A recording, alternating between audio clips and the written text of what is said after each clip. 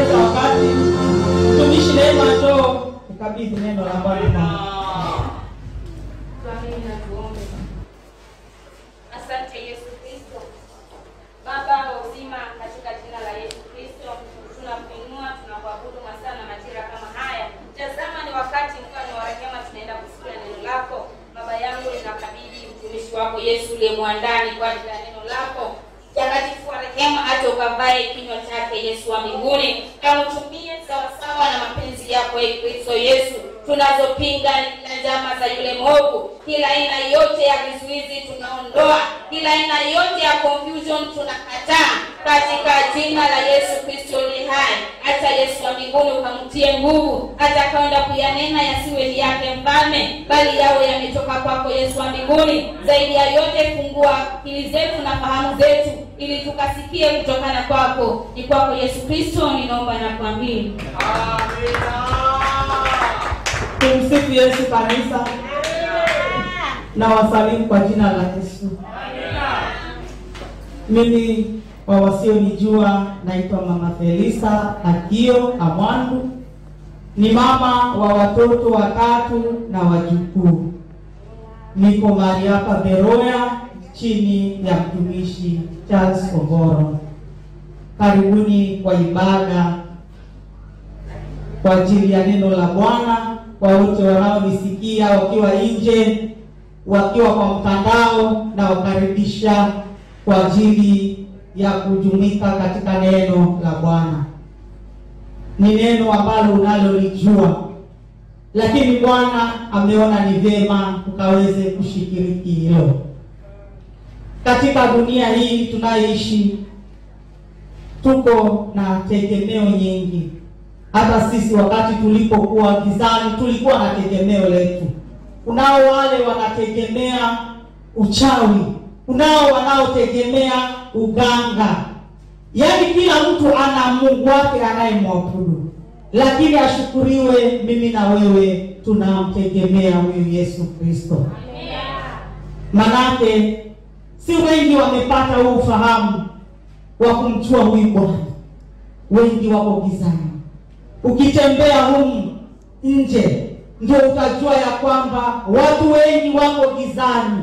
Wengi wanategemea mali zao na kuzitapanya, vile tunaambiwa mtoto mpotevu alitapanya. Maana wanavunja mfupa, wanasema kifo chake. Lakini ashukuriwe mimi na wewe tuligundua hii siri ya kukaa ndani ya Yesu, kumtegemea huyu Yesu na kumwacha na kumfanya kuwa tegemeo letu katika kila jambo. Bila kupoteza wakati, tutaenda kusoma katika Yeremia 17 mstari wa 7.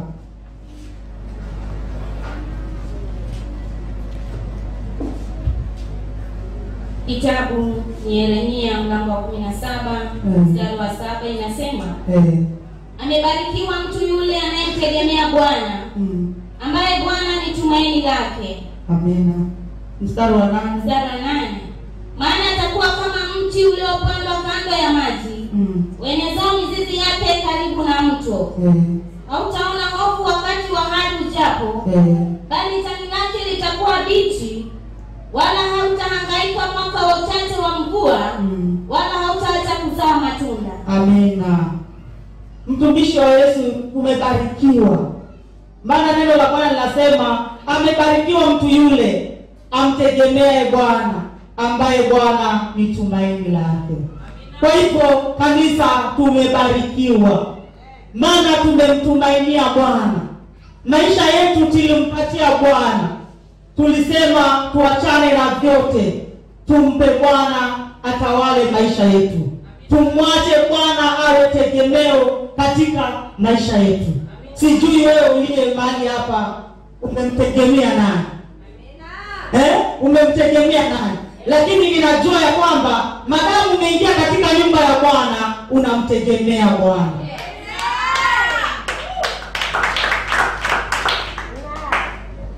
Mstari wa 8 unasema, maana atakuwa kama mti. Mtu yule anayemtegemea Bwana atakuwa kama mti uliopandwa kando kando ya maji, uenezayo mzizi yake karibu na mito. Wewe mtumishi, katika maisha ya kawaida, miti mahali huko reserve kuna miti, mto na miti iko kando kando. Ile miti huwa hainyauki, hakuna hata siku utaona ule mti umenyauka, kwa sababu ule mti uko kando ya vijito vya maji. Huko kando kando miti, jua litapiga zitakauka, lakini ule mti ambao uko kando ya vijito vya maji hautakauka. Na unaambiwa ule mti utazaa matunda yake kwa majira yake. Ni mimi na wewe. Mto ni neno la Bwana. Wakati tumepandwa katika neno la Yesu Kristo, hatuwezi kukengeuka. Hata majaribu yainuke vipi, hatuwezi kukengeuka, kwa sababu neno la Bwana liko ndani mwetu. Na hili neno ndiyo linalotuongoza. Hili neno ndiyo linalotusimamisha.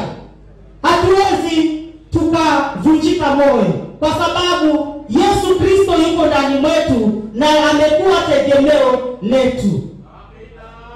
Na wakati unapitia katika majaribu, wewe mtumishi wa Bwana ambaye neno liko ndani mwako, hautanyauka. Hata mtu akikuona hatajua, atakuona wewe unanawiri vizuri. Lakini angejua yale unayoyapitia katika nyumba yako, angejua yale unayopitia katika maisha, hata angesema. Lakini neema ya Bwana imefanya nini? Imekufunika. Kwa sababu wakati unapopitia katika majaribu, mtumishi wa Bwana, wewe ndio unajazwa nguvu za kuinjili. Unajazwa nguvu za kumwabudu Mungu. Unajazwa nguvu za yaani hata mwenye ambaye anapitia shida kama ile yako, akija utamwambia Yesu anaweza. Kwa sababu walio ndani ya Yesu, sisi hatuchunguzi, huwezi kukatuelewa. Kuna mtumishi mwingine kitambo alikuwa anatuambia, unaweza kuwa unatembea, mtu mwingine vile hajui yale unapitia, pengine una kazi, akaona wewe maisha yako yako vizuri, atakufuata kuambia, dada, Bwana Yesu asifiwe, ninaomba unikopeshe 500. Lakini huna, lakini yeye anaona unayo. Na unapomwambia hivyo, utamwambia, dada, sina. Lakini ukitembea, unatembea ukiwa unajua ya kwamba kumbe mimi ninapotembea njiani ninaonekana niko nazo. Ninaonekana niko nazo kwa sababu neema ya Bwana imenitosha. Manake unamtegemea Bwana. Kwa hivyo watumishi wa Bwana, tumtegemee Bwana. Tusichoke kumtegemea huyu Bwana. Huyu Bwana ni ngome imara, haezi kutuacha. Sasa watu wengi wanasema uchumi ni mbaya, lakini wateule nasi pia tuseme uchumi ni mbaya? Hatuwezi kusema uchumi ni mbaya, kwa sababu tunaye yule baba wa uchumi, ametubeba. Wakati unaona njia zimefungika, unamwita. Unamwita pasipo na shaka, naye akafungua milango usio ya kawaida. Wakati umemweka Bwana tegemeo lako, usiwe na tegemeo hili. Useme uko kwa Yesu, uko kwa nani? Kwa madhehebu watu. Kama ni Yesu, ni Yesu. Mtazame Yesu peke yake. Hata hali niwe vipi, mwangalie tu huyu Yesu. Naye Yesu atatusaidia. Yesu atatushikilia. Na ndani ya nyumba zetu tusiwe, hii inakuwa kwa wamama sana. Wakati mzee pengine hana pesa, badala wewe mama wa Kiibrania unapiga magoti na kumlilia Mungu kwa ajili ya mume wako. Pengine Mungu njia za kazi zimefungika. Ni wakati wako mama upige magoti na kumlilia Mungu, naye Mungu atafungua njia za mume wako. Si wakati wa kugombana. Maana wengine wanapokosa fedha, baba anapomwambia mimi sina chochote, anaanza kugombana. Kicheko kitakuwa wakati fedha ziko. Hapana, mtumainie Bwana, mlilie Bwana, na Bwana atatenda jambo ni kwa ajili ya nyumba yako. Na kumtegemea Bwana kuna uzima. Unapomtegemea Bwana utapata uzima. Utapata vya dunia na uzima wa milele utapata. Bwana atakuongoza katika njia zako. Atakuongoza unapotoka, atakuongoza unaporudi, atakuongoza. Kwa hivyo ni sisi, mimi na wewe, tumtangulize Bwana katika njia zetu. Amina.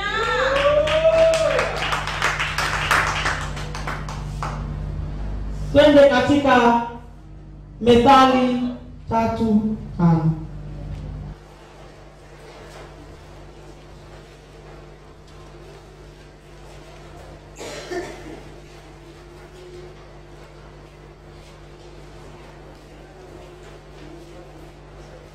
Methali 3:5.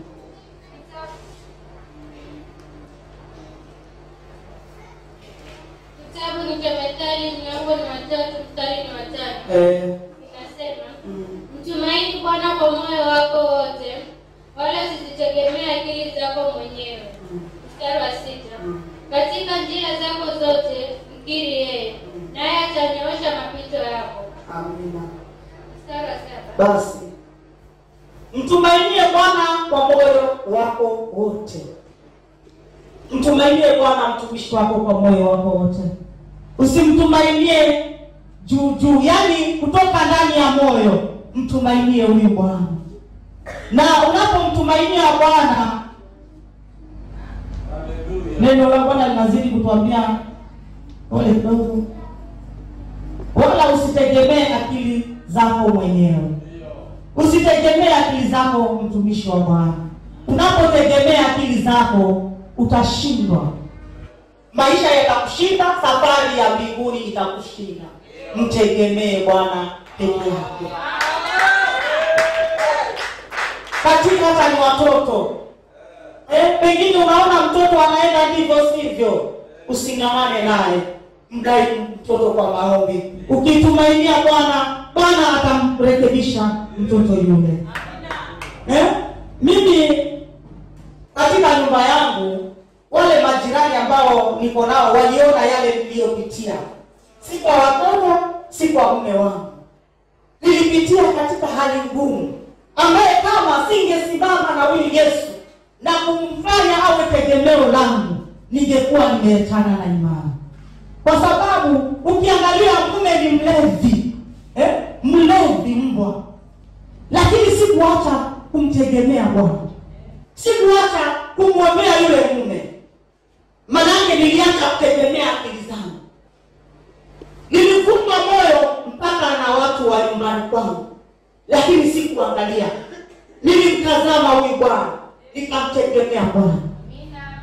Katika ile hali ya kulilia Bwana, kuna wiki yangu mmoja akaja. Ujue mtu akija kukaa kwako lazima ataona karibu za pale ndani ya nyumba. Alipokaa mwezi mmoja akaona, akaniambia, wewe wifi unaweza naje na mtu kama huyu? Hata yani nakuona hata una ufurasi. Hata usumbuki. Namwambia sisumbuki, maana najua Bwana yuko kazini. Anaenda kutenda jambo kwa ajili ya hivyo. Kwa sababu mimi ninamjua kwamba ninamtegemea huyu Bwana. Na mwenye ninamtegemea sina shaka na yeye. Ninajua anaweza kwa wakati wake. Ikafikia wakati mzee akaanza kubadilika. Wiki ya kwanza haendi kwa pombe. Wiki ya pili haendi kwa pombe. Tulikuwa na Matilda ndani ya nyumba. Nikamuuliza Matilda, unamuonaje baba? Akaniambia, baba ni vile hana pesa. Lakini mimi nikasema wacha Mungu mwenyewe afanye kazi yake. na sitamuuliza. Tukaendelea hivyo. Siku nyingine sasa mwezi umeisha wa pili hata unaenda. Lakini siulizi, lakini najua Bwana amefanya. Mzee mwingine akamraukia sana. Maana alikuwa anarauka saa 11. Hata ukiamka wewe unajipata uko peke yako huko na mwenzako. Mpaka watu wanaanza kusema huyu mama hampi kwa bwanake amani. Ndio maana anarauka. Lakini mzee mwingine, sasa huyo mzee ndio alikuja akanidhihirishia kwamba huyo mzee ameacha. Mzee akarauka, aliporauka akamwita akatoka. Mimi nafikiri umerauka. Huyo wakaenda. Walipoenda akamwambia mzee, akababa mimi nimerauka nikijua kwamba wewe sitakupata ndio nimerauka ili usije ukatoka kabla. Sasa kumbe alipoambiwa kile, kumbe amekasirika. Aliporuka akaniambia huyu ni mjinga sana. Kwa nini ananiambia ati mimi ninaraukaga sana kwa pombe kwa maana ameniraukia? Hajui mimi nimeacha pombe.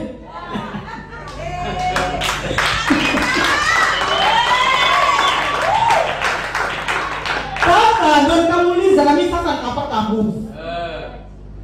Akaniambia kabla hivyo Ebai akaja tena. Akamuuliza mama, hapa hata ameacha pombe? Na mimi nikasema sitamstukuza shetani. Nikamwambia hapa ameacha pombe. Akasema mama, na umefanya kazi wewe. Sasa huyu sasa ndio aliponiambia kwamba nimeacha. Nikafanya sasa yeye mwenyewe sasa ndio akanidhihirisha kwamba mimi nimeacha hapo. Wakati ule mtu akiniuliza alikuwa hajaniambia. Lakini nikasema sitakiri kushindwa, nitakiri ushindi. Sasa aliponiambia nimeacha, nikamshukuru Bwana. Mpaka sasa hivi watu wa nyumbani, kuna wiki yangu alikuja kutoka nyumbani akaniuliza, Mama Matilda, Kristo ulimfanya nini? Wanajiuliza Kristo ulimfanya nini? Nikamwambia ni Yesu. Kwa hivyo unapomtegemea Yesu, mama uliye mahali hapa, Bwana atatenda jambo. Si kwa watoto wako, si kwa mume wako, Bwana atatenda jambo. Kitu cha kufanya ni vita uache. Manunguniko uache. Na umpende jinsi alivyo.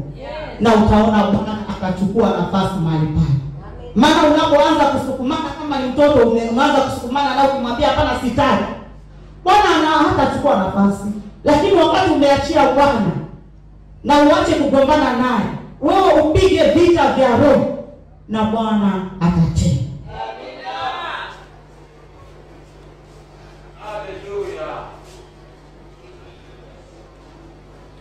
Twende katika Zaburi 125.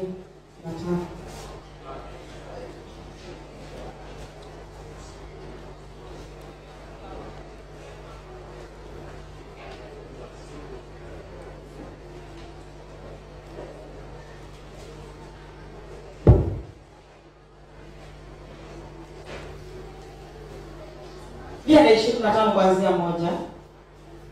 Cha Zaburi mlango wa 125 mstari wa kwanza. Bakata. Nasoma kwa uwezo wa Yesu. Wamtumainio Bwana ni kama mlima Sayuni, ambao hautikisiki, wakaa milele. Mstari wa 2. Kama milima inavyozunguka Yerusalemu, ndivyo Bwana anavyozunguka watu wake, tangu sasa na hata milele. Mstari wa 3. Kwa maana fimbo ya udhalimu haitakaa juu ya fungu la wenye haki. Wenye haki wasije wakainyosha mikono yao kwenye upotovu. Amina. Wamtumainio Bwana ni kama mlima Sayuni, ambao hautatikisika, wakaa milele. Mimi na wewe, jinsi tunavyomtumainia Bwana, tunafananishwa na mlima Sayuni. Hata hakutatingishika, maana Yesu yuko upande wetu. Na huu mlima Sayuni unaambiwa unakaa milele, ni kumaanisha hauanguki, kwa sababu umemtumainia Bwana katika maisha yako. Naendelea kusema kama kama milima ilivyo, kama mlima inavyozunguka Yerusalemu, ndivyo Bwana anavyozunguka watu wake tangu sasa hata milele. Mimi na wewe tumezunguka, tuko na ulinzi. Tusihofu, tusifadhaike. Maana anasema jinsi Bwana anavyozunguka Yerusalemu ndivyo anavyozunguka watu wake. Mimi na wewe ni watu wa Yesu Kristo. Tumelindwa. Tusiogope hata kama majaribu yatainuka kivipi. Hata kama huko kwenu mko na mchawi, ako na anga yake iko juu vipi. Usiogope kwa sababu tumelindwa. Anga ya Yesu iko juu ya wachawi wote. Tusihofu wala tusihangaike, maana tuna ulinzi mkali. Ni lazima mapepo yatatii wakati tumefanya nini? Tumeingia kwa magoma zetu. Ni lazima yatii. Kwa hivyo wakati pengine hata mwingine ni wa familia yako si mzuri, pengine ni wale wanaokuzunguka si wazuri, usiwaogope.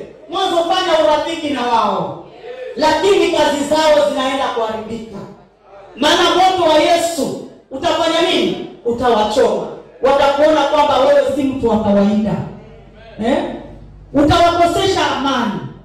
Na watu kama hao ni lazima watii, tusiwaonee huruma. Manake vitu vyao utafanya nini? Tutaviharibu kwa sababu tumemtegemea Yesu. Maana unasikia mwingine anakuambia usiende pale. Kama ni uko bara, usiende pale kusalimia ule mama si mzuri. Si mzuri nini? Wao uko ndani ya Yesu. Kuna wakati Mama Tuti alikuwa ametufundisha, wakati dunia inaenda hivi, sisi tuende hivi. Wakati watu wa dunia wanaogopa wachawi, sisi tusiogope wachawi. Maana tuna Yesu. Tuliyebeba ni mkuu. Ni lazima tuwaendee na tuwaombee na wafunguliwe. Kwa jina la Yesu. Kwa hivyo mtumishi wa Yesu, mtegemee Bwana. Usichoke kumtegemea Bwana. Usichoke kumtumainia Bwana. Hata katika kusanyiko wengi wanasema kuna mambo mengi. Kuna tutututu, ulikuja peke yako, ukuja na mtu.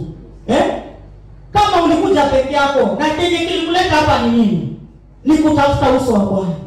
Usiafungua masikio yako kusikia mambo ya nje. Sikia Yesu anasema nini. Mtazame Yesu. Majaribu mengine ni kama ni majaribu, kama ni masengenyo hayo ni majaribu. Usikubali majaribu yafanye nini? Ya kukimbize. Majaribu yashinde. Simama imara. Hizo sindano zinaambiwa zinadungwa watu hapa. Usikubali shindano ikuingie na ikutoe katika kusanyiko. Simama ukimtazama Bwana. Manake katika kumtegemea Bwana, baada ya hapa duniani tutapata uzima wa milele. Tutapata amani. Kwa hivyo tutazamie uzima. Manake hapa mahali tulijuana ni kwa ajili ya Yesu Kristo. Na chenye tunatafuta ni kimoja, tunatafuta mbingu. Kwa hivyo ni mimi na wewe tukazane. Kile tunachopokea hapa tushikilie na tutendee kazi ili hatimaye tuufikie uzima wa milele. Ni hayo na Yesu awabariki. Tusimame. Baba, katika jina la Yesu Kristo, ninakushukuru Baba, ninakutukuza, ninakuinua nikisema ni asante. Asante Yesu ni kwa ajili ya neno lako ambalo umenipa kunena na watu wako. Baba, wacha neno hili Baba likaandike katika kibao cha mioyo ya kila mmoja. Tukaweze kulitendea kazi Baba. Tukakutegemea wewe peke yake katika maisha yetu. Asante Baba, maana utakuwa pamoja nasi. Ni kwa jina la Yesu nimeomba na kuamini.